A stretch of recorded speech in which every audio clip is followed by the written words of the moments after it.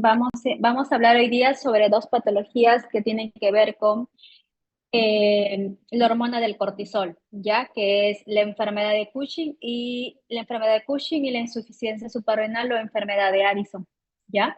Vamos a iniciar con la enfermedad de Cushing, ¿ya? A ver.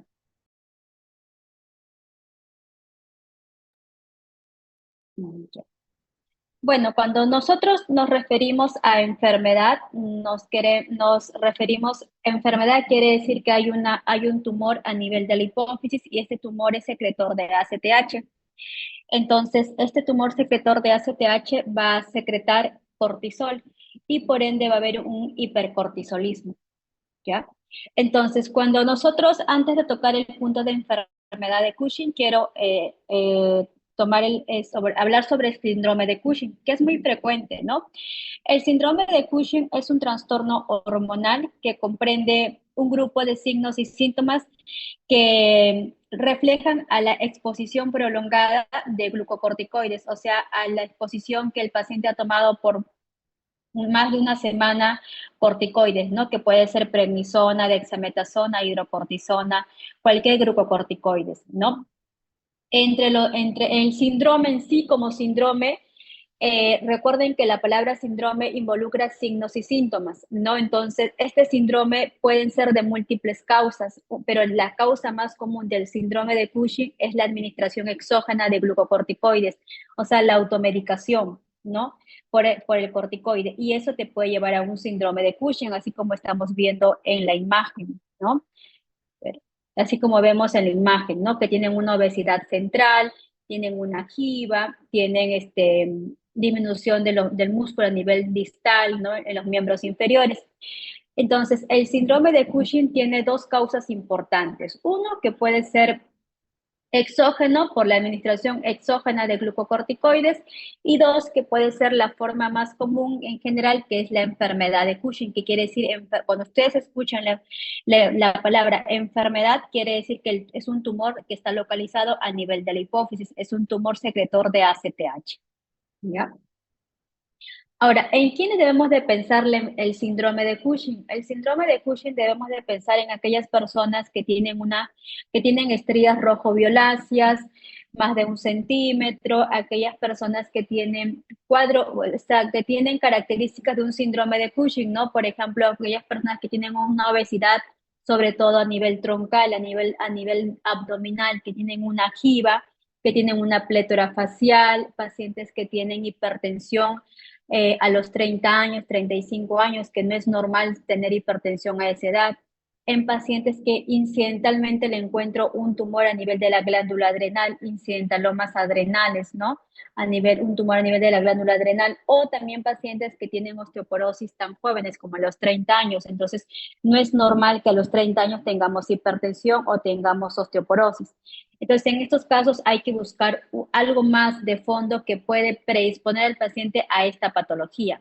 Y dentro de ellos tenemos el síndrome de Cushing, ¿no? Como le dije, las características que pueden ser la plétora facial, el paciente tiene una fragilidad capilar, tiene estrías rojo-violáceas más de 1 centímetro, tiene aumento de peso, tiene una obesidad central, miopatía proximal, disminución de masa muscular en los miembros inferiores, tiene debilidad en los miembros inferiores. Entonces, en ese caso, debo sospechar en un síndrome de Cushing. Las manifestaciones clínicas, tiene una variedad de manifestaciones clínicas. Dentro de ellos tenemos el paciente que tiene la obesidad troncal, una cara redonda, la cara de luna llena, puede tener hipertensión, puede tener fragilidad capilar, equimosis que muy fácilmente tiende a formar el paciente, tiene una ganancia de peso muy marcada, es un paciente que está muy fatigado, es aquel que tiene cefaleas, tiene fracturas patológicas, tiene la cara redonda, puede tener osteoporosis, osteopenia, entonces, y esos son los signos y síntomas del paciente con el síndrome de Cushing, ¿no? Ahora, como les dije, ¿no? Lo más importante es sospecharlo, ¿no? Sospechar este hipercortisolismo, este exceso de cortisol que al paciente lo lleva a un síndrome metabólico, ¿no? Recuerden que el cortisol tiene que ver con el metabolismo de lípidos, con el metabolismo de glucosa, entonces tiene que ver con el sodio, potasio, entonces tiene múltiples funciones a nivel de nuestro cuerpo, ¿no? Entonces, ¿en quién debo sospechar, no? ¿En quién debo sospechar? Como le dije, todo el cuadro clínico que le he mencionado, signos y síntomas. Por ejemplo, el paciente que tiene obesidad, el paciente que tiene debilidad muscular proximal, estrías rojo-violáceas, no estrías nacaradas, no estrías blancas. Las estrías blancas son en pacientes que tienen obesidad, que han bajado de peso, pero las estrías moradas, violáceas, no es normal. Eso está compatible con un síndrome de Cushing. También se puede presentar el síndrome de Cushing en niños, ¿no? Que tienen una disminución del crecimiento de la talla, ¿no? O una disminución o una ganancia continua de peso. Entonces también se puede presentar en niños, ¿no? Ahora, otras manifestaciones también que debemos sospechar en qué pacientes, como le dije, pacientes con hipertensión que debutan tan jóvenes, ¿no? La hipertensión en gente joven a los 30 años, 40 años, no es algo muy frecuente. Entonces, en este tipo de casos hay que descartar que no sea una hipertensión secundaria, ¿no? A una endocrinopatía, que puede ser a un hiperaldosteronismo, que puede ser a un síndrome de Cushing. Entonces, hay otras causas de hipertensión endocrina secundarias, no necesariamente una hipertensión primaria, ¿no? En otro tipo de pacientes que se debe sospechar es en aquellos pacientes que tienen fracturas no traumáticas, ¿no? Que son fracturas patológicas en gente joven, ¿no? También se debe considerar en pacientes que tienen todo el cuadro clínico que les he mencionado anteriormente, ¿no? Ahora, entonces, ¿cómo diferenciamos entre síndrome y enfermedad? Entonces, síndrome, como les dije, son los signos y síntomas que puede presentar el paciente, que es algo general, algo genérico, ¿no? El síndrome de Cushing, que puede ser una de las causas exógenas por la administración que yo he tomado corticoides de forma prolongada. Por ejemplo, hay pacientes con asma que toman corticoides por meses, entonces hacen un síndrome de Cushing de causa exógena. Y otra causa del síndrome de Cushing es la enfermedad. El tema que vamos a tocar es enfermedad de Cushing, que quiere decir que tenemos un tumor a nivel de la hipófisis, que es un tumor secretor de ACTH. Este tumor secretor de ACTH estimula la glándula adrenal a producir cortisol y hay hipercortisolismo, hay un exceso de cortisol. Y este exceso de cortisol se va a manifestar en signos y síntomas en el paciente, ¿no? Ahora, miren, acá en el cuadrito, por ejemplo, ¿no? Si yo pienso en una enfermedad, esta es mi hipófisis y esta es mi glándula adrenal. Entonces, en mi hipófisis, lo azul es el tumor el adenohipófisis, el adenohipófisis es un tumor de hipófisis, productor de ACTH. Esta ACTH va a estimular a nivel de la glándula adrenal y esta estimulación va a ser de que produzca cortisol. Por ende, voy a tener en el paciente con enfermedad de Cushing ACTH elevada y hipercortisolismo, el cortisol elevado a nivel periférico. ¿Qué examen voy a pedir? El cortisol libre urinario, ¿no? Se va a evaluar con el cortisol libre urinario y una serie de exámenes que lo vamos a desarrollar más adelante.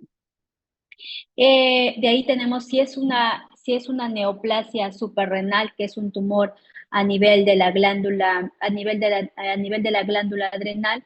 Este tumor, ¿qué manifestación qué va a tener? Va a haber exceso de cortisol y este exceso de cortisol por feedback va a haber una ACTH pues disminuida, ¿no? Es lo que espero tener si es una lesión es a nivel periférico, no la lesión es a nivel de la glándula, ¿no?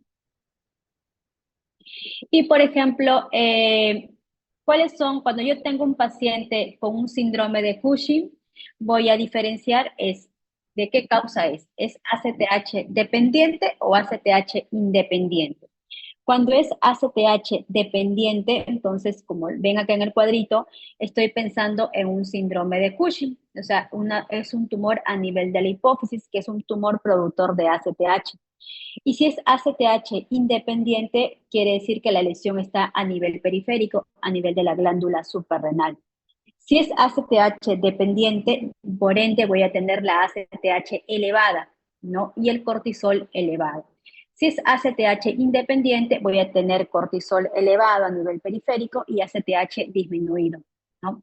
Y otras causas de hipercortisolismo puede ser el alcoholismo, puede ser la gestación y la obesidad también, que es una de las causas de hipercortisolismo. Pero el punto que vamos a tratar es la enfermedad de Cushing. Entonces, recuerden que cuando hablamos de enfermedad de Cushing, estamos hablando de ACTH dependiente, o sea, el ACTH está elevada. Otras causas de ACTH dependiente puede ser un tumor ectópico, ¿no? De ACTH que puede ser a nivel pulmonar, un tumor neuroendocrino. Otra causa de ACTH dependiente puede ser una hiperplasia macronodular adrenal, que son bien raros, son alteraciones genéticas, ¿no? Dentro de las ACTH dependientes, la causa más frecuente es la enfermedad de Cushing, que es un tumor a nivel de la hipófisis productor de ACTH. Este exceso de ACTH va a estimular a mi glándula adrenal a elevar el cortisol. Ahora, tengo que diferenciar cuando tengo un síndrome de Cushing, ¿es ACTH independiente o ACTH dependiente? Si es ACTH dependiente, tengo dos opciones, o sea, mi ACTH está elevada y tengo la opción de un tumor a nivel de la hipófisis o un tumor a nivel ectópico, o sea, puede ser un tumor productor de ACTH que está localizado a nivel pulmonar. Entonces, cuando tengo la ACTH elevada, tengo dos opciones, que la lesión está a nivel de la hipófisis o a nivel ectópico, que una de ellas es a nivel pulmonar. Si es ACTH independiente y la ACTH está baja por debajo de 20, por debajo de 10, la lesión está a nivel de la glándula adrenal, a nivel periférico. Entonces, por ende, tengo una ACTH baja y un cortisol elevado. En la enfermedad de Cushing, cuando hablamos de enfermedad, como le dije, estoy pensando que es un tumor productor de ACTH. Es un tumor productor de ACTH y este tumor, el 90% son microadenomas, ¿no?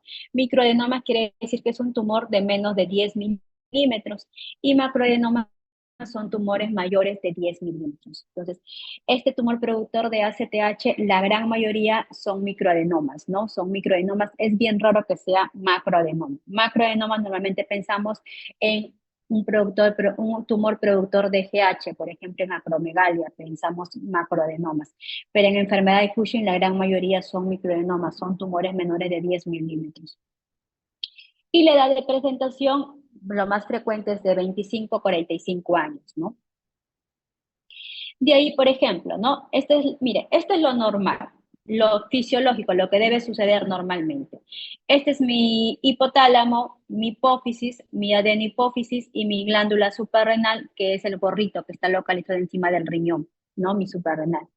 Entonces, yo a nivel de mi hipotálamo hay la hormona, pero la hormona, la CRH, ¿ya? Y esta CRH estimula a nivel de la adenihipófisis a la ACTH, a la corticotropina. Esta hormona liberadora de corticotropina estimula a la adenihipófisis a secretar ACTH y esta ACTH estimula a nivel de la glándula suprarrenal a la producción de cortisol.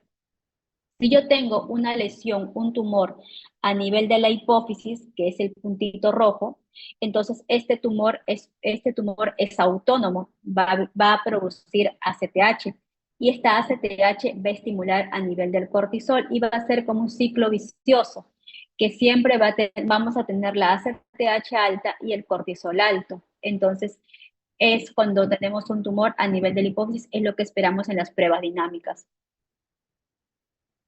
Entonces, lo que esperamos es ACTH alto y cortisol elevado, ¿no? Como le dije, este tumor de hipófisis, la gran mayoría son microadenomas y la gran mayoría, más del 90%, son benignos. Es bien raro que un tumor de hipófisis sea maligno, ¿no? Y estos tumores malignos son bien raros y esta enfermedad de Cushing es más frecuente en las mujeres. Como le dije, no todas las endocrinopatías más frecuentes son en mujeres, es bien raro en varones, estamos más o menos en una relación de 5 a 1, ¿no? Entonces, acá tenemos el hipotálamo, ¿no? El hipotálamo y la hipófisis, tenemos la adenihipófisis y la neurohipófisis. A nivel de la adenihipófisis hay la hormona liberadora, se segrega la ACTH, ¿no? Y esta ACTH estimula a nivel de la glándula adrenal a la producción de cortisol. Si yo tengo un tumor localizado a nivel de la hipófisis, es un tumor autónomo productor de ACTH y esto por ende va a producir un exceso de cortisol y este exceso de cortisol se va a manifestar en el cuadro clínico de los signos y síntomas de un síndrome de Cushing. Este es el ritmo circadiano, que es lo normal, ¿no? Lo normal es que nosotros a las 8, nosotros tenemos un ritmo circadiano. Lo normal es que el cortisol a las 6, 8 de la mañana se eleve. Es lo normal. Va bajando hasta las 10, mediodía, y hay una pequeña elevación como a las 4 de la tarde. Y de ahí en la noche, como a partir de las 6, empieza a descender, que ya es hora de dormir. Entonces, este es un ciclo normal de un ritmo circadiano. Entonces, ¿cómo es el ritmo circadiano en un paciente con una enfermedad de Cushing? Miren, es así, todo el día está elevado, o sea, no hay una curva como la anterior, que tenemos una subida, una bajada, que tenemos una subida y una bajada. En cambio, en los pacientes con enfermedad de Cushing siempre están en subidas, siempre la tienen alta. Entonces, es lo que le llamamos el ritmo circadiano roto, ¿no? Que el paciente está con el hipercortisolismo. Entonces, ¿qué cuadro clínico en quién debo sospechar? ¿No? Es la fase típica de un paciente con obesidad, ¿no? Es un paciente con obesidad que está pletórico, tiene una plétora facial, que tiene una jiba en la parte posterior, es la jiba, tiene la cara de luna llena, ¿no? Es un paciente que tiene miopatía proximal, disminución de masa muscular, es aquel paciente que tiene una obesidad troncal, una obesidad a nivel central, ¿no? Es aquel paciente que tiene miopatía proximal, tiene equimosis, tiene estrías rojo-violáceas, es aquel paciente que también puede tener hirsutismo, puede tener acné, es aquel paciente que tanto a la sobreexposición de este hipercortisolismo desarrolla, por ejemplo, hipertensión, puede desarrollar diabetes, entonces tiene hirsutismo, como podrán ver, entonces esta es la jiba que se ve en la parte posterior del paciente. Entonces, esto no es normal, ¿no? Y esto sospechamos en aquel paciente que tiene un tumor productor de ACTH, ¿no? Las estrías son muy marcadas, son rojos, recuerde que son rojo violáceas, no son estrías nacaradas, no son estrías blancas, son rojo violáceas y son más de 1 centímetro. Es aquel paciente que inclusive el exceso de cortisol lo puede llevar a la depresión, va a haber alteración del ánimo o puede también llevarlo a la psicosis por corticoides, ¿no? Puede llevarlo a un cuadro de euforia. Como podrán ver, hay equimosis en la parte de la piel, su piel es muy sensible, ¿no? A los golpes por el hipercortisolismo, ¿no? Es aquel paciente con obesidad que tiene amenorrea, que tiene intolerancia a la glucosa, puede tener prediabetes o diabetes. Es aquel paciente que inclusive puede tener el exceso de cortisol, o puede llevar a tener un infarto, un ACV o un tromboembolismo, ¿no?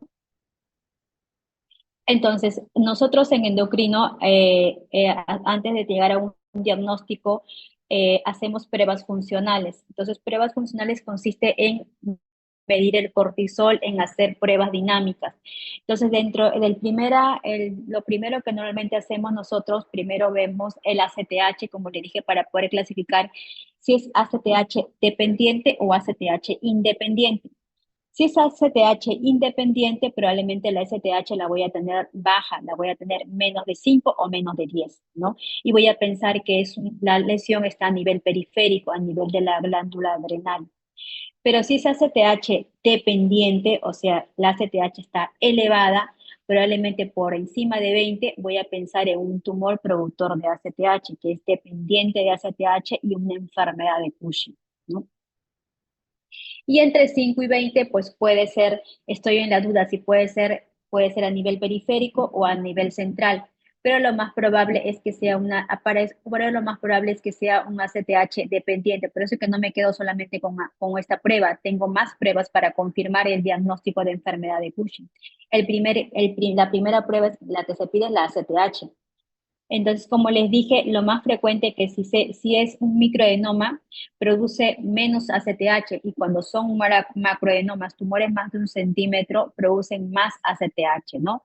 Pero lo más importante es diferenciar si es ACTH dependiente o ACTH independiente.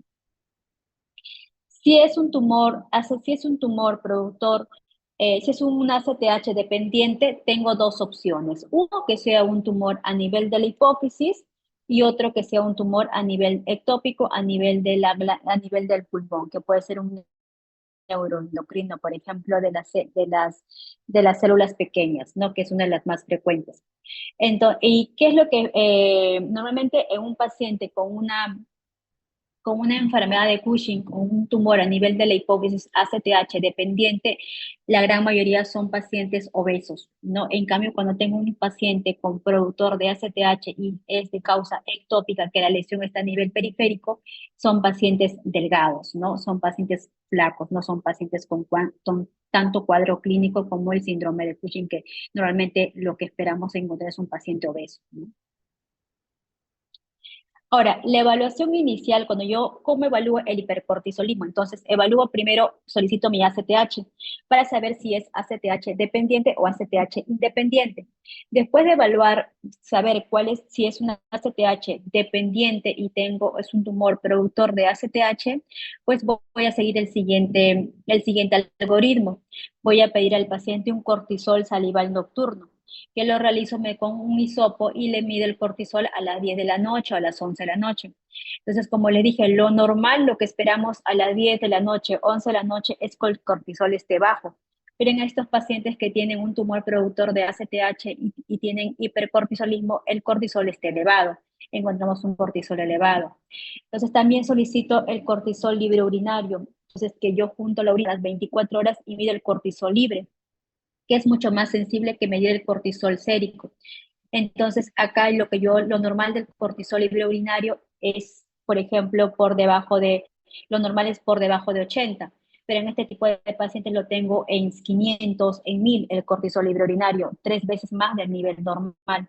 Y necesito 2 pruebas positivas para confirmar el hipercortisolismo. Y tengo otro examen más que tengo el test de supresión con DEXA-1, que es el DEXA-1. ¿En qué consiste este test con DEXA-1? Consiste en que yo al paciente le voy a dar dexametasona 1 miligramo a las 10 de la noche, 11 de la noche. Y le voy a medir el cortisol en la mañana, el cortisol sérico a las 8 de la mañana. Y lo que espero es, si el paciente tiene hipercortisolismo, tiene un tumor productor de ACTH, lo que espero es que este cortisol sérico al día siguiente está elevado, porque recuerden que si tengo un tumor a nivel del hipófisis es un tumor autónomo, ¿no? Y por más que yo le dé corticoide al paciente, no lo va a bloquear. Igual, el test de 2 miligramos, igual, yo le doy el dexametasona de 2 miligramos a las 10 de la noche y le mido el cortisol al día siguiente a las 8 de la mañana. Y lo que espero en una enfermedad de Cushing es el cortisol sérico elevado, ¿no? Esta es la sospecha que tengo. Así inicio mi estudio, mi prueba dinámica en aquel paciente que tengo una sospecha de síndrome de Cushing, que pienso en un hipercortisolismo. Entonces, las pruebas de screening, ya las primeras pruebas que yo hago es el CLU, que tiene que ver con el cortisol libre urinario, el DEXA-1 y el DEXA de 2 miligramos y el cortisol salival. Entonces, con estas pruebas yo puedo confirmar el hipercortisolismo, ¿ya? Y de ahí completo con el DEXA-2, ¿no? Y si estas pruebas salen positivas, estoy frente a un síndrome de Cushing. Pido la ACTH y si la ACTH está elevada, es ACTH dependiente, entonces tengo 2 opciones. Puede ser una lesión a nivel central o a nivel ectópica. Y si la ACTH está suprimida, estoy pensando que la lesión está a nivel periférico. Hasta ahora, hasta acá, ¿alguna duda? A ver, los escucho. Si hay dudas, puedo repetir, no hay problema, porque esta parte de las pruebas dinámicas es un poquito denso, entonces quiero que a ver si que lo entienda. Doctora, disculpe, Ujú. los que son ACTH independiente son flacos, ¿verdad? Sí, cuando tengo ACTH independiente, normalmente es aquellos pacientes que tienen un tumor a nivel pulmonar, que es un tumor neuroendocrino productor de ACTH.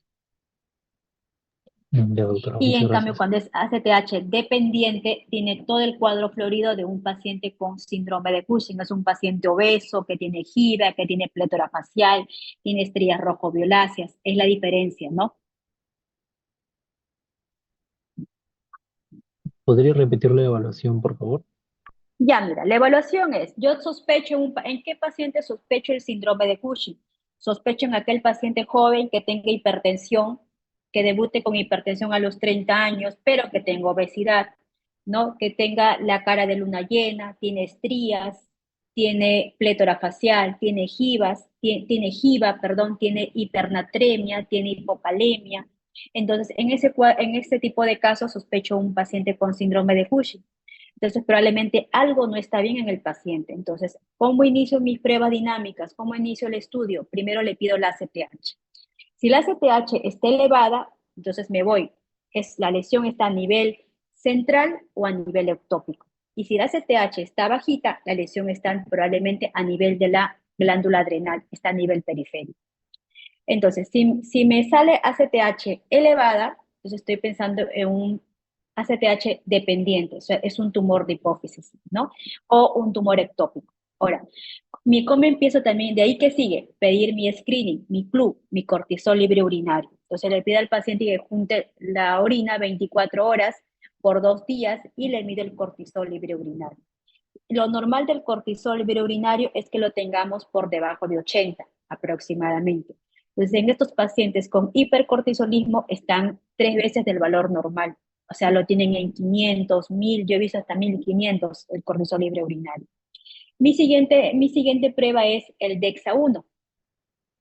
Fisiológicamente, lo normal en alguien que no tenga un tumor de hipófisis, si yo me tomo el corticoides hoy día a las 10 de la noche, una dexametasona de 1 miligramo y me mido mañana el cortisol a las 8 de la mañana sérico, ¿cómo estaría mi cortisol? Fisiológicamente, sin que yo no tenga un tumor de hipófisis, ¿qué pasaría?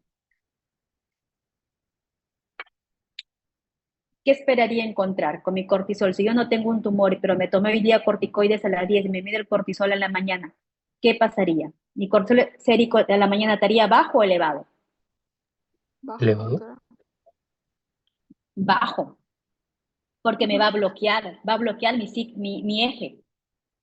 En cambio, si yo tengo un tumor, ese tumor es autónomo, hay hipercortisolismo y mi cortisol va a estar elevado. ¿Entienden? Por eso que acá dice Dexa 1, Dexa de 1 miligramo nocturno, yo le doy 1 miligramo a las 10 de la noche y le mido al día siguiente el cortisol sérico, un síndrome de Cushing está más de 2 microgramos. O me confirma. Si es menos de 2, me descarta el síndrome de Cushing. Tengo que buscar otra causa. ¿Eso sí me entendieron? Eso sí quiero que quede claro porque va a venir así casos clínicos en el examen. Sí, doctora. Uh-huh. Y Sí, es lo doctora. mismo con el cortisol salival. Por ejemplo, en un paciente con enfermedad de Cushing, el cortisol salival, que lo normal a las 10 de la noche esté bajito, en este tipo de pacientes lo tienen alto. Con un hisopo le tomo una muestra a nivel de la encía, le tomo el cortisol y le encuentro elevado, y le encuentro alto a las 10 de la noche cuando debe estar bajito. Entonces hay hipercortisolemia en el paciente. Igual es con la Dexa 2. La única diferencia es que le voy a dar 2 miligramos de dexametasona y le voy a medir el cortisol temprano. Entonces, en este tipo de casos, si el cortisol está alto, estoy confirmando el hipercortisolismo. Alguien me está escribiendo, ¿verdad? Ah, registran su asistente. ¿No? Ya. Hasta ahora sí, todo claro. ¿Sí? Sí, doctora, mejor, gracias. ¿Sí? Ya, listo. Seguimos avanzando. Ya, entonces el diagnóstico, como les dije, hacemos con el club, con el cortisol libre urinario, que algunas literaturas dicen 3 veces del valor normal, 4 veces del valor normal del límite. Entonces, la mayoría de los pacientes con síndrome de Cushing, y pienso que es una enfermedad, lo tienen en 500, 1000, yo he visto en 1500, en 2000 de cortisol libre urinario. ¿Ya? Entonces necesito 2 muestras como mínimo. Y la prueba de DEXA-1, que es la prueba que yo le doy dexametasona de 1 miligramo a las 11 de la noche o a las 10 de la noche y le mido el cortisol sérico en la mañana a las 8 de la mañana y lo que espero es una no supresión, ¿no? Entonces que esté elevado. Igual es la prueba con dexa de 2 miligramos, le doy dexametasona de 2 miligramos a las 10, 11 de la noche y le mido el cortisol al día siguiente a las 8 de la mañana. Y lo que espero es encontrar el cortisol sérico mayor a 2 microgramos y confirmo el síndrome de Cushing. Ahora, ¿cómo diferencio? Ya, si yo tengo estas pruebas anteriores de la DEXA 1 y DEXA 2 y el CLU son para el síndrome de Cushing, para saber si es síndrome de Cushing o no, y ese es hipercortisolismo. Entonces yo confirmo, tengo mi hipercortisolismo, tengo mis pruebas de CLU elevado, tengo mi DEXA-1 que está, mi cortisol no suprime, entonces tengo dos opciones y tengo la CTH elevada. Tengo dos opciones. Es un paciente que puede ser un tumor a nivel de la hipófisis o puede ser un tumor a nivel ectópico. ¿Cómo diferencio los dos? La diferencia es con el DEXA-8. Entonces le doy dexametasona de 8 miligramos a las 11 de la noche y le mido el cortisol sérico en la mañana. Para yo pensar en un paciente que es de origen hipofisiario, de que es una lesión que debe ser una lesión a nivel de hipófisis, lo que espero que es el cortisol esté por debajo de 5. Entonces, si en el examen a usted le preguntan, ¿no? ¿Qué prueba dinámica me diferencia entre una enfermedad de Cushing versus un tumor ectópico de ACTH? Entonces, le ponen DEXA-1, DEXA-2, DEXA-8, el CLU es el DEXA-8. Entonces, todo tiene un proceso. Entonces, primero inicio con mi DEXA-1, con mi CLU, de ahí mi cortisol salival, de ahí llego a mi DEXA-2, de ahí termino todo eso y es concluyente de que tengo un tumor dependiente de ACTH, tengo dos opciones, puede ser hipofisiario o ectópico. ¿Y cómo diferencio los dos? Con la prueba de DEXA-8. ¿Sí? ¿Hasta ahora sí? Porque en el examen lo que va a venir son casos clínicos. Doctora, disculpe, si el DEXA-8 sale debajo de 5, ¿qué vendría a ser? ¿Hipofisiario o ectópico? Hipofisiario. Ya, gracias. Ya. Ahora, después que yo tengo un paciente que ya todas mis pruebas concluyen que es una enfermedad de Cushing, ya, que es un tumor productor de ACTH, que la lesión está a nivel central, la siguiente prueba es hacer una resonancia de hipófisis, ya, una resonancia de hipófisis para ver la localización y el tamaño del tumor. La gran mayoría son microadenomas, son tumores de menos de 1 centímetro. ¿Ya? Entonces, la gran mayoría se ve el tumor de 7 milímetros, 8 milímetros. Pero si es un tumor menos de 7 milímetros o la resonancia, póngase que tus pruebas dinámicas te concluyen que es enfermedad y tienes la resonancia que está normal, no hay un tumor, ¿no? Lo que puede suceder. Entonces, ¿cuál es el siguiente paso? Que tus pruebas te concluyen que hay un tumor arriba, pero en tu imagen no tienes el tumor en la imagen. O sea, probablemente eso es un tumor bien chiquitito. Entonces, ¿cuál es el siguiente paso? Es hacer un cateterismo de senos petrosos, ¿no? Y ese cateterismo de senos petrosos se realiza con el médico radiólogo intervencionista, con el endocrino, con el laboratorista, se toman muestras para diferenciar si hay o no lesión a nivel central, ¿no? Entonces, en la pregunta, ¿cómo puede venir, no? Tengo un paciente con pruebas dinámicas que es concluyente a enfermedad de Cushing, pero la resonancia de hipófisis está normal. ¿Cuál es el siguiente examen que debo de pedir? ¿Otra resonancia? ¿Otro CLU? ¿Otro DEXA? ¿O un cateterismo de senos petrosos? Es un cateterismo de senos petrosos. Ya para completar el estudio, porque no lo veo la lesión a nivel de la resonancia. ¿Sí?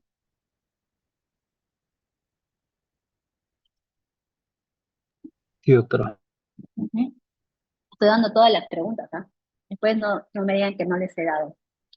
Digan, ya, seguimos. Entonces, ahí está el cateterismo de senos petrosos, que normalmente, este es un examen invasivo, es muy invasivo, entonces normalmente no se hace de manera ambulatoria. El paciente tiene que estar hospitalizado, se realiza con el médico radiólogo intervencionista, con el endocrino, entonces el doctor le va a hacer un cateterismo por la femoral, entonces va a tomar una serie de muestras, o sea, es un examen muy invasivo. Entonces, para llegar a este punto es bien raro. Normalmente el paciente no se va a encontrar el tumor a nivel en la resonancia para llegar a este punto. Entonces, el neurocirujano no va a operar si no hay una lesión. Entonces, el neurocirujano quiere confirmar, quiere que tú le digas que sí hay un tumor ahí para que él pueda entrar a sala. Si no es concluyente, no va a entrar el neurocirujano, por más que tengas todo el cuadro clínico, necesitas el cateterismo. Entonces, en conclusión, ¿cómo iniciamos nuestro estudio? Miren, este es el resumen. Iniciamos el estudio con medición del ACTH. Si el ACTH está alta, es un ACTH dependiente, estoy frente a un síndrome de Cushing. Tengo dos opciones, ¿no? Que puede ser un tumor productor de ACTH o una ACTH ectópica. Si es un tumor productor de ACTH, que es una resonancia de hipófisis. Si el tumor es muy chiquitito, es menos de 6 milímetros, me voy a un cateterismo. O si el tumor es de más de seis milímetros y ya tengo mis pruebas dinámicas confirmatorias, no tengo por qué ir a un cateterismo, pero si mis pruebas dinámicas están en duda, hay pruebas que me dicen que sí, hay pruebas que me dicen que no, y hay en duda si hay o no hay lesión, pues, y en mi resonancia es un tumor que es más de 6 milímetros, también puedo ir a un cateterismo de senos petrosos. ¿Ya? Entonces, lo más importante acá, a dónde quiero llegar, es que ustedes, primero, cuando ustedes tienen un paciente que sospechan de un síndrome de Cushing, es que lo sepan identificar. ¿Cuáles son los signos y síntomas? Es muy importante porque todo paciente obeso no es que tenga hipercortisolismo, ¿no? Porque a veces me viene a la consulta, vengo que me mida mi cortisol. No, porque el cortisol es, como ustedes habrán visto, el cortisol tiene un ritmo circadiano. O sea, el tema de la obesidad, sí, a los pacientes obesos hay que descartarle que no tenga síndrome de Cushing, pero sobre todo tengo que ver la clínica, si tiene la plétora facial, si tiene las estrías rojo-violáceas, si tiene la jiba, o sea, tiene que haber un cuadro clínico para yo pedir toda esa serie de exámenes. No es que ya le pida solamente el cortisol. Entonces, porque ahora se ve mucho en tema de que me midan mi cortisol, me midan mi cortisol porque por eso es mi obesidad. No, la obesidad puede ser por múltiples causas. Claro que dentro de las causas del síndrome de Cushing, pero tiene que haber un cuadro clínico en el paciente para poder yo pedir todas esas pruebas dinámicas. Y como le dije, la resonancia de hipófisis es la mejor prueba para yo poder distinguir si hay un tumor o no productor de ACTH, ¿ya? ¿Y cuál es el tratamiento? Bueno, el tratamiento de un paciente con enfermedad de Cushing, el tratamiento es quirúrgico, es la cirugía. Es realizar una cirugía, se hace la interconsulta a un neurocirujano para que realice la cirugía y la extirpación del tumor, que puede ser una cirugía abierta o puede ser transefenoidal. Lo más probable, si es un microenoma, es transefenoidal, que es por la nariz. Y si a pesar de que es un tumor que sea muy raro y es muy grande, es un macroenoma que comprime los vasos, la carótida y no puede el neurocirujano tocarlo, pues iría a radioterapia el paciente. O también hay tratamiento médico, ¿no? Con inhibidores de las enzimas suprarrenales. Pero el tratamiento de elección, si ustedes le preguntan, ¿no? El tratamiento de elección en la enfermedad de Cushing es quirúrgico, ¿no? Ese tratamiento es quirúrgico, es el tratamiento de elección. Y cuando el neurocirujano va a ingresar y va a sacar ese tumor, probablemente el paciente va a quedar con hipopituitarismo, ¿no? Entonces, probablemente el paciente posteriormente va a tener que tomar levotiroxina y va a tener que tomar corticoides, ¿no? Pero a dosis fisiológica, dosis mínima. Y si el neurocirujano no pudo quitar todo el tumor, el siguiente paso es que el paciente vaya a radioterapia. ¿Alguna duda hasta ahora? Doctora, ¿en qué tipo de tratamiento el paciente queda con hipopituitarismo? En la cirugía, porque el neurocirujano va a curetear, o sea, va a quitar todo el tumor, va a sacar toda la hipófisis Sí, y va a quedar gracias. con hipopituitarismo.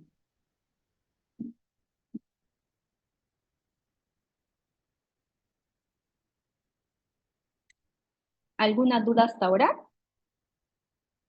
Doctora, y en el caso de los ectópicos, ¿qué tipo de, o sea, cómo se puede hacer el diagnóstico en esos? ¿También se usa el cortisol salival, eso o es otro?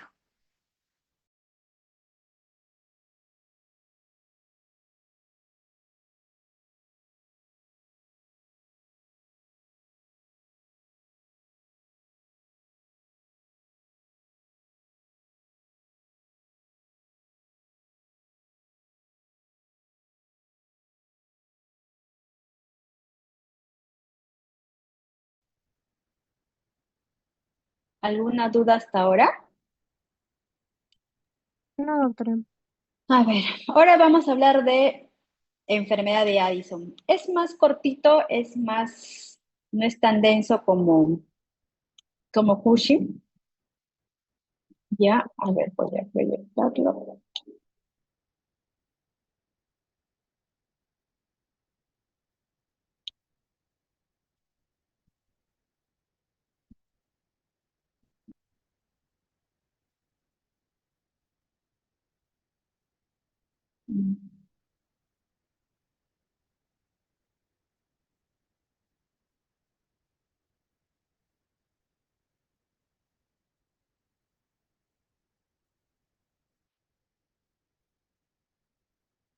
Ya. Cuando hablamos de enfermedad de Addison, pues si en el síndrome de Cushing hablamos de hipercortisolismo, pues la enfermedad de Addison hablamos de hipocortisolismo, que hay poco cortisol, ¿no? Si hay poco cortisol, ¿qué espero encontrar en el paciente? ¿Cómo estaría la presión arterial? ¿Cómo estaría la glucosa? ¿Cómo estaría los electrolitos? ¿Cómo estaría? ¿Y cómo estaría el paciente? ¿El paciente estaría activo o estaría así medio cabizbajo? Cabizbajo, todo bajo. Claro, todo bajo, no se olviden. Entonces, en la enfermedad de Addison, el paciente está con hipoglicemia. Recuerden que no tiene cortisol, tiene poquito cortisol. Tiene hipoglicemia, tiene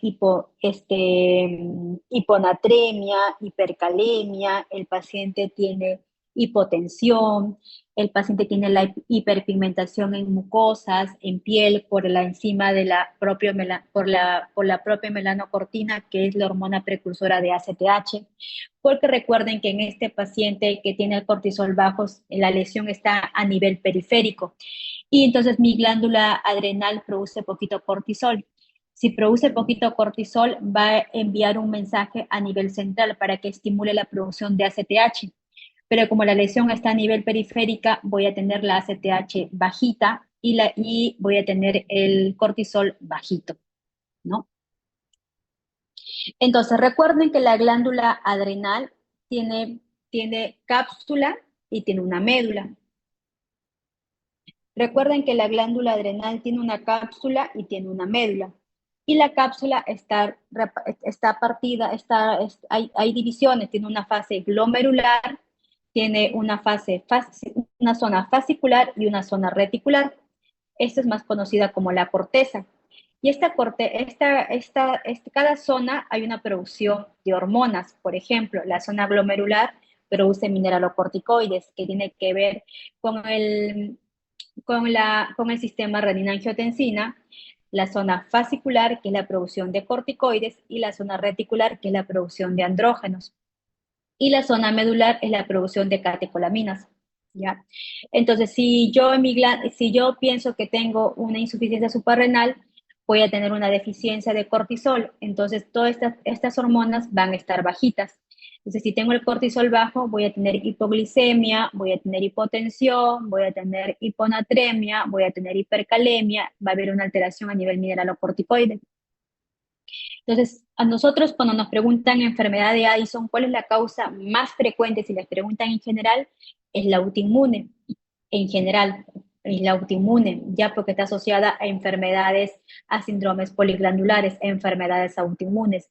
Pero si les preguntan en el Perú, ¿cuál es la causa más frecuente de insuficiencia suprarrenal o enfermedad de Addison? Es la tuberculosis. ¿Ya? Entonces, hay muchas causas de enfermedad de Addison. Puede ser autoinmune, puede ser infecciosa, puede ser por una neoplasia o de causa genética. Por ejemplo, como les dije, acá en el Perú, la más frecuente es por TB. ¿Ya? Y si es a nivel, si es una pregunta general o genérica, es de causa autoinmune. Y es más frecuente en mujeres que en hombres, como siempre, ¿no? Ahora, por ejemplo, acá tenemos las causas, ¿no? Una de las causas más frecuentes que tenemos en general es la autoinmune. Y esta enfermedad autoinmune está asociada a síndrome poliglandulares, que hay síndrome poliglandular tipo 1, síndrome poliglandular tipo 2. Otra causa infecciosa tenemos la tuberculosis, la sífilis, VIH, que pueden causar una adrenalitis, una inflamación a nivel de la glándula adrenal. Otra causa de la insuficiencia suprarrenal puede ser cáncer, ¿no? Que puede ser metástasis de pulmón, puede ser de mama, de estómago, de colon. Y otra causa de insuficiencia suprarrenal también puede ser por fármacos. Ya uno de ellos puede ser los fármacos de antituberculosis, que tenemos la rifampicina. Y otras causas que son muy raras, que son alteraciones genéticas que tienen que ver ya algo congénito, ¿no? Que son las hiperplasias, pero es muy raro. Ahora, acá en el cuadrito tenemos los síndromes poliglandulares, que son síndromes autoinmunes, ¿no? Que si yo pienso en un paciente con enfermedad de Addison que es de causa autoinmune, entonces tengo que descartar otras posibles asociaciones que puede tener. Por ejemplo, en el síndrome poliglandular tipo 1 tenemos la enfermedad de Addison, tenemos el hipoparatiroidismo y tenemos candidiasis mucocutánea. Y en el síndrome poliglandular tipo 2 tengo la enfermedad de Addison, enfermedad tiroidea autoinmune, que puede ser el Hashimoto, o la diabetes mellitus tipo 1, que es la autoinmune. Entonces, dentro de ellas también puede tener otros criterios menores, como vitíligo, todo lo que tiene que ver con autoinmunidad. Puede haber lupus, alopecia, miastenias, entonces está asociado a todas las enfermedades autoinmunes, pero hay un criterio mayor y un criterio menor. Entonces, estos síndromes poliglandulares sobre todo están asociados de causa autoinmune, ¿ya? Que es muy raro que suceda que en nosotros, ¿no? Porque en nosotros lo más frecuente es pues, de causa infecciosa por tuberculosis. Ahora, ¿cuáles son las manifestaciones? Bueno, las manifestaciones de un paciente que tiene insuficiencia suprarrenal primaria, quiere decir que la lesión está a nivel periférico, ya los signos y síntomas van a depender de la pérdida de la función de la glándula suprarrenal, del grado de la pérdida de la función. Muchas veces el paciente lo pasa inadvertido y ya el inicio de la insuficiencia suprarrenal suele ser de forma gradual, de poco a poco, y pasa desapercibido hasta que hay un estrés, hay un factor estresor, un cuadro infeccioso muy severo que lo precipita y puede debutar el paciente con una crisis adrenal, que es una emergencia endocrinológica. ¿Ya? Entonces, cuando el paciente puede presentar deficiencias de diferentes hormonas, uno puede ser de glucocorticoides, puede ser de mineralocorticoides o de andrógenos, depende qué zona ha sido afectada, pero la gran mayoría, la falta, la deficiencia que tiene el paciente es de glucocorticoides y de mineralocorticoides. Es bien raro que le falten andrógenos al paciente. Y como le dije, es más frecuente en las mujeres. La aparición de los síntomas suele ser insidioso, la pérdida de la función de estas hormonas es de forma gradual. Inclusive los síntomas son muy inespecíficos. Normalmente nosotros no detectamos en etapas iniciales, que lo detectamos en el paciente cuando hace una crisis adrenal.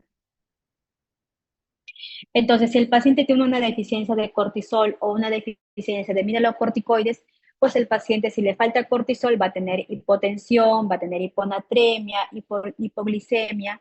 Si tiene una alteración mineralocorticoides, va a tener hiponatremia, hiperpotasemia o hipercalemia, va a estar deshidratado, el paciente viene seco, viene el paciente con disminución de la fuerza, viene todo, a veces inclusive cuando hace crisis viene chocado el paciente. Viene con dolor abdominal, viene con náuseas, vómitos, tiene la hiperpigmentación, viene con hipotensión y cuando uno le examina al paciente, le encuentra que tiene vitíligo o tiene psoriasis, tiene alguna enfermedad autoinmune el paciente o tiene hipotiroidismo, puede tener el paciente. Entonces ya la mayoría de los pacientes que nosotros tenemos con insuficiencia suprarrenal, la gran mayoría ha hecho una crisis adrenal. Es bien raro diagnosticarlo al inicio, ¿no?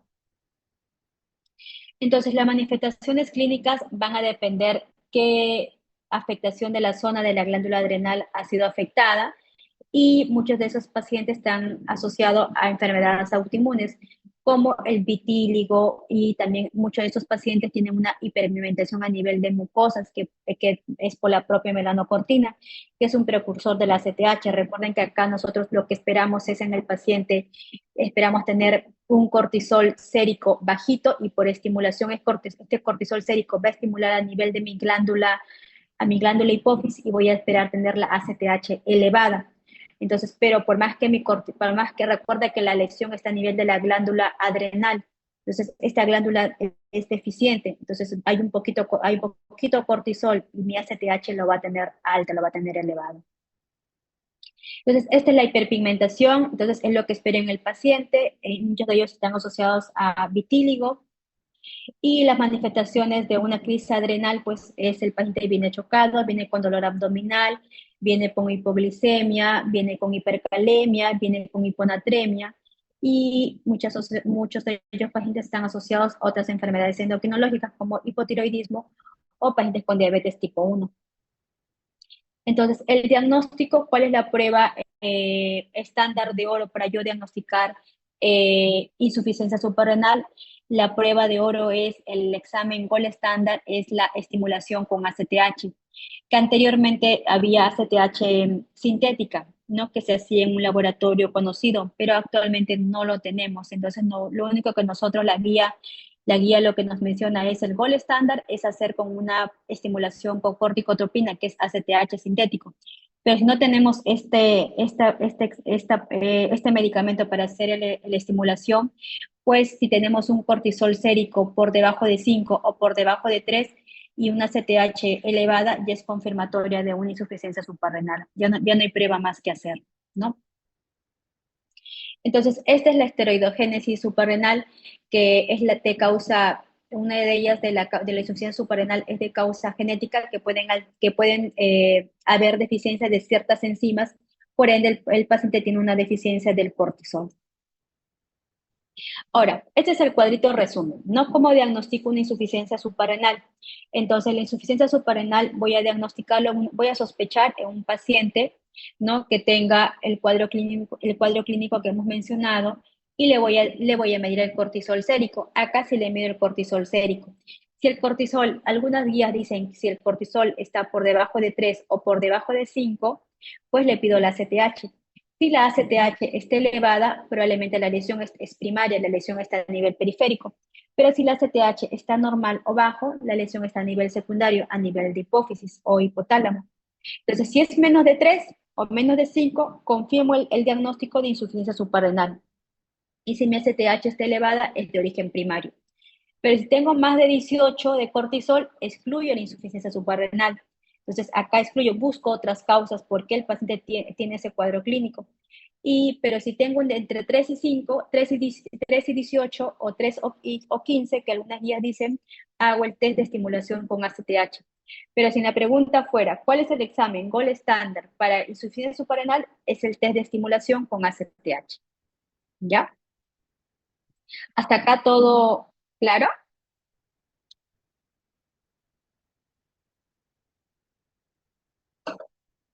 Doctora dijo que si el cortisol estaba en menos de 5 y la CTH alta ya era suficiente para diagnosticar, ¿verdad? Sí. Sí, algunas guías dicen menos de 5, otro dice menos de 3. Ya es confirmatorio que el paciente tiene insuficiencia suprarrenal. Ya no hay más prueba Ok, que hacer. Pero si gracias. tu cortisol te sale más de 18, excluyes el diagnóstico de insuficiencia suprarrenal. Entre 3 y 18 tienes que hacer el test de estimulación con ACTH. Ah, está bien. Más de 18 Ujú. se vuelve Se más. excluye, ya descarto el diagnóstico, descarto insuficiencia suprarrenal más de 18. Ahora, como les dije, ¿en qué consiste este test? Anteriormente hacíamos este test, ¿no? Le aplicábamos al paciente 250 microgramos de corticotropina endovenoso y le tomamos muestras a los 0 minutos, a los 30 y 60 minutos. Y le medíamos el cortisol en ese tiempo.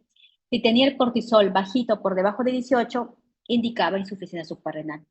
Si el cortisol me salía alto, más de 18, excluía el diagnóstico. Esta es la estimulación con ACTH, que es el examen Gold estándar. Pero si no tengo esta prueba, le mido el cortisol sérico en la mañana, a las 8 de la mañana del paciente. Si me sale menos de 3, es insuficiencia suprarrenal. Si me sale más de 18, no es insuficiencia suprarrenal. Busco otras posibles causas. Y la CTH que espero encontrar, si es de origen primario, es una CTH elevada, si es de causa primaria a nivel de la glándula adrenal. Otra prueba que podemos utilizar, que no es lo ideal, ya esto lo hacemos en pacientes hospitalizados, si hay duda con el diagnóstico, si no tengo un cortisol que está por debajo de 5, por debajo de 3 y no estoy segura que tengo insuficiencia suprarrenal, puedo hacerle el test de hipoglicemia insulínica. Pero esto se hace en en hospitalización, ya tengo que preparar al paciente, es con todo un equipo, porque lo voy a someter al paciente a hipoglicemia. ¿Y qué es lo normal si yo me someto a hipoglicemia? ¿Qué es lo normal? ¿Qué es lo normal que puede suceder? Que mi cortisol a dónde debe subir o debe de bajar? Lo normal, si estoy en hipoglicemia. Debe Debería subir. subir. Ujú. Debería subir. En cambio, en estos casos, en pacientes con insuficiencia, no sube, lo tiene bajito. Entonces, yo lo someto a una hipoglicemia al paciente, que haga una glucosa por debajo de 40, le tomo la muestra del cortisol, si a pesar que el paciente está en hipoglicemia y le tomo el cortisol y el cortisol sale bajo, es insuficiencia suprarrenal. Pero si hay una buena respuesta por encima de 20, descarto la enfermedad. Uh-huh. Es otra prueba que podemos hacer. Pero ojo, tengo que estar pendiente del paciente, porque si el paciente hace hipoglicemias puede convulsionar. Entonces, ni bien yo tomo la muestra y ya le coloco la dextrosa para no dejarlo en hipoglicemia al paciente. Y si el paciente me hace, entonces, ¿cuál sería el tratamiento de un paciente con insuficiencia suprarrenal? Entonces, un paciente con insuficiencia suprarrenal, ¿qué le falta? Cortisol.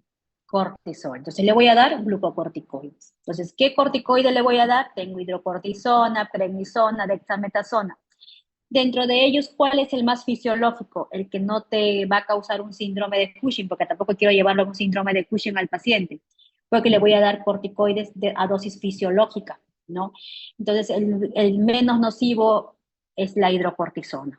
Entonces, yo lo reparto el corticoide, le voy a dar más o menos 20 miligramos o 15 miligramos de acuerdo a cómo esté el paciente, los electrolitos. Entonces, si opto por darle 25 miligramos de hidrocortisona, entonces le doy 15 en la mañana, o sea, con este corticoide lo que yo voy a simular es el ritmo circadiano. Entonces le voy a dar 15 miligramos a las 8 de la mañana y 10 miligramos a las 4 de la tarde para simular el ritmo circadiano. Si no tengo hidrocortisona, le doy prednisona. Le doy 5 miligramos en la mañana y 2.5 en la tarde. Entonces trato de simular el ritmo circadiano. Trato de no dar dexametasona porque la dexametasona tiene un tiempo de vida media muy larga. Entonces los más recomendados es la hidrocortisona y la prednisona. Y si veo que hay alteración hidroelectrolítica, pues le doy fludrocortisona, ¿no? Pero la gran mayoría de los pacientes solamente le falta glucocorticoides y responden muy bien a los corticoides y mejoran mucho en la alteración hidroelectrolítica. No necesito darle fludrocortisona. Es muy raro que toda la glándula suprarrenal, todas las zonas estén alteradas. Y otra cosa importante es educar al paciente, ¿no? Aquel paciente que tiene insuficiencia suprarrenal, le decimos que tenga una identificación, ¿no? Una identificación, un collarín o una pulsera de identificación. Y también le pedimos al paciente que si es que él es sometido a un estrés agudo o a una cirugía o algo, tiene que acudir al endocrinólogo porque le voy a subir la dosis del corticoide. Porque recuerden que el corticoide es la hormona del estrés y como el paciente no tiene corticoide y él va a ser operado, va a ser sometido a un estrés, y si él no duplica la dosis de corticoide, puede hacer una crisis adrenal en sala de operación. Entonces, cuando nosotros educamos al paciente, si usted, señor, que tiene insuficiencia suprarrenal, se resfría o hace una enterocolitis o una gastroenterocolitis, entonces usted duplica la dosis. Usted toma prednisona 7.5 miligramos al día, toma 15 miligramos hasta que pase el proceso infeccioso. Ah, ya, doctora. Entonces, hasta que pase, usted duplica la dosis y después que pase su proceso infeccioso, vuelve a su dosis habitual. Pero si usted se va a operar, va a hacer algún procedimiento mucho más grande, invasivo, ya nosotros le preparamos al paciente y le colocamos el corticoide vía endovenosa. Entonces, todos esos cuidados tiene que tener el paciente.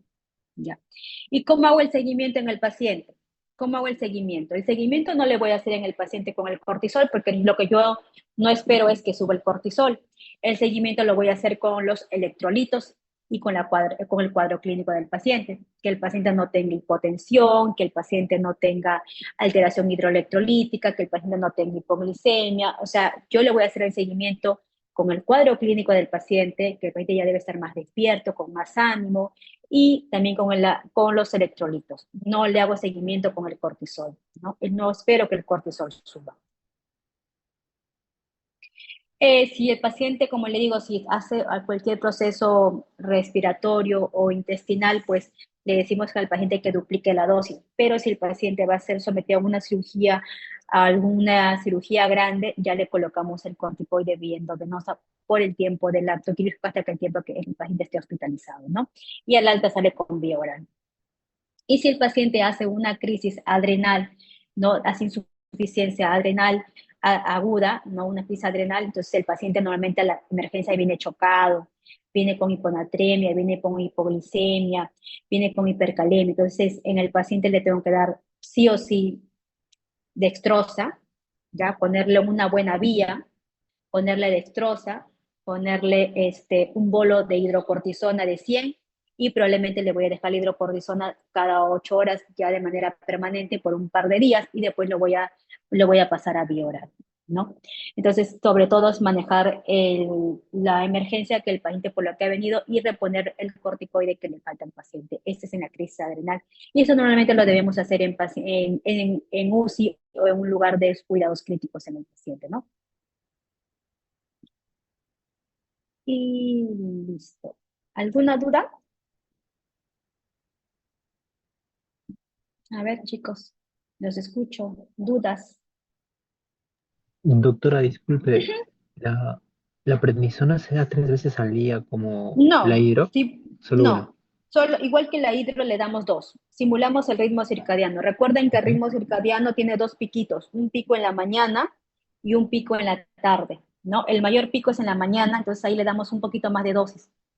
Entonces, Sí. si yo le voy a calcular al paciente, le voy a dar de hidrocortisona 25, le doy 15 en la mañana y 10 en la tarde, a las 4 de la tarde. Simula el ritmo circadiano. Ya, está bien, doctora, gracias. Ujú. ¿Alguna otra duda?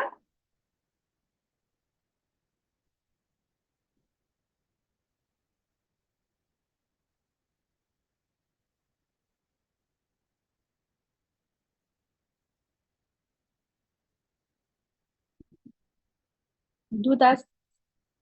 ¿Alguna?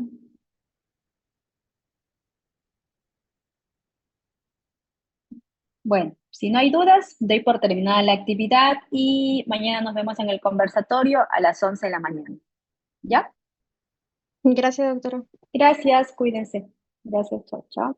Muy